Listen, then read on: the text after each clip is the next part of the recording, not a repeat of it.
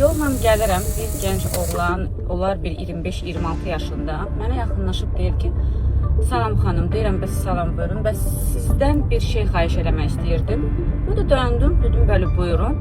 Mənə deyir ki, mən sizin köməyinizə ehtiyacım var. Deyirəm, nə kimi kömək? Bəs mənə qayıdıb deyir ki, mənə çörək pulu verə bilərsiniz. Belə baxdım oğlana, gənc oğlan da 25-26 yaşlarında, hündür boy, əqli bir qüsuru yoxdur, gözü görür, qulağı işitir, normal danışır, əli ayağı yerində. Baxdım, dedim, nə çörək pulu? Deyir, bəli çörək pulu.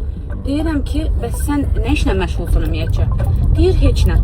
Deyirəm, necə heç nə? Deyir, heç nədən. Deyirəm, işləmirsən heç yerdə.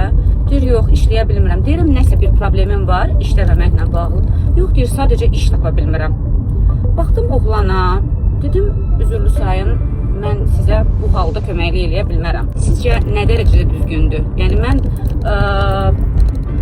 bu hadisədə sizcə yanlış bir şey elədim.